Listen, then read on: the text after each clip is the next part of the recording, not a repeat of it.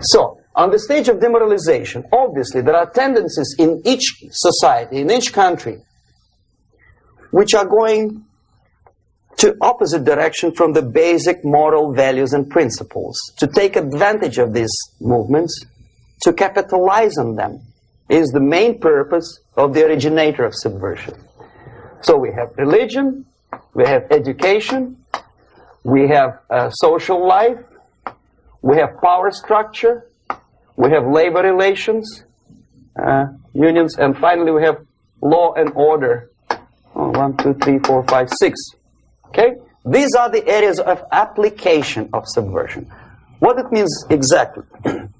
In case of religion, destroy it, ridicule it, replace it with various sects, cults, which bring people's attention, faith, whether it is naive, primitive, doesn't really matter.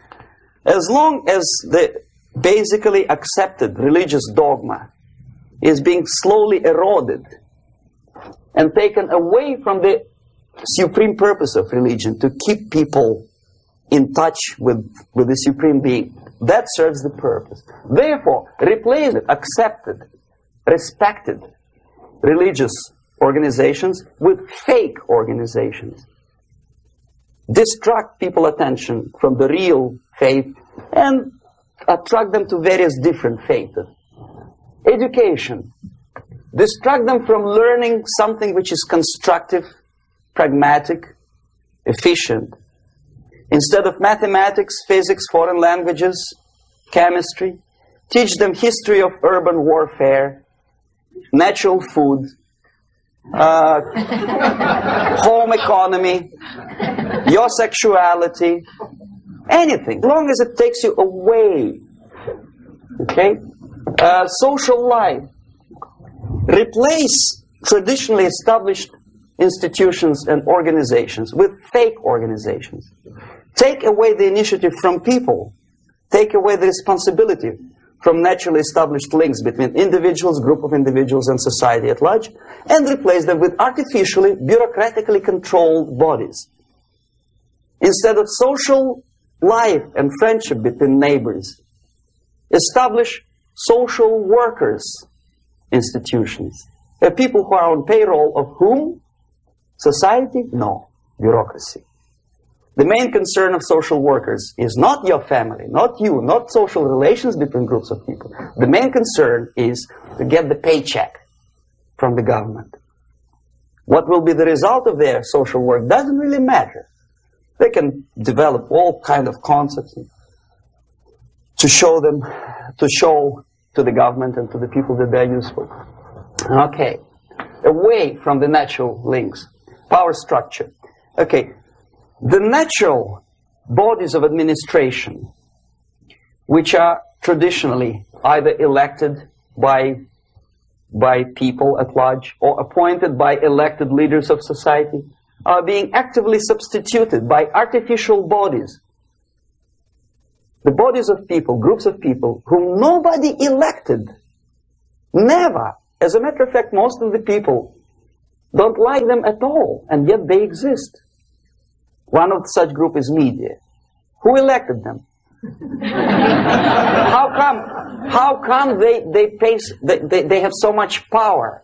Almost monopolistic power on your mind. They can rape your mind. But who elected them? How come they have a nerve to decide what is good and what is bad for the elected by you, president, and his administration?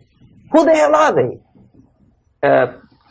Spiro Agnew, who was hated by the liberal left, called them a bunch of enfeebled snobs. And that's exactly what they are. They think they know. They don't. The level of mediocrity. In a big establishment like New York Times, Los Angeles Times, major television network, you don't have to be excellent journalist. You have to be exactly a mediocre journalist. That's easier to survive. There's no competition anymore. You have your good, nice income, $100,000 a year. That's it. Whether you are better or worse doesn't really matter anymore. As soon as you're smiling to the camera and do your job. That's it. No more competition. Power structure.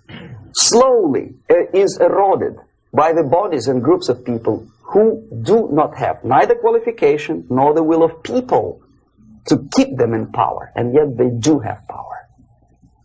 Okay. Together with that, there is another process. Law enforcement, law and order organization and structure is being eroded. For the last 20, 25 years, if you see old movies and new movies, you can see that in new movies, a policeman, an officer of the United States Army looks dumb, angry, psychotic, paranoid. A criminal looks nice, kind of, well, he smokes hash and shoots the whatever drug, but basically he's a nice human being. He's creative. And he's unproductive only because society oppresses him. Whereby a general of Pentagon is always by definition a dumb, a war maniac. A policeman is a pig, rude policeman. He abuses his power. No? A generality, generalization like that.